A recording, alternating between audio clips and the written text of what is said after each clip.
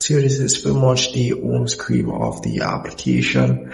At the top here you have the remove junk file option. All you have to do is tap on remove now and it will pretty much remove the junk files. Very simple.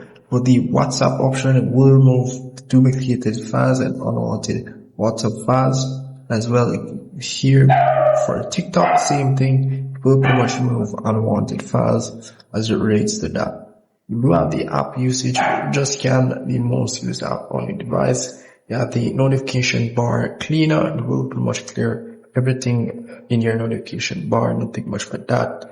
The device information, if you do want information on your device, then you can tap on the scan now option. It will pretty much scan your device and give you information on it. So the network usage, same thing, will scan your device and see which app you have to use most or which consume the most amount of data.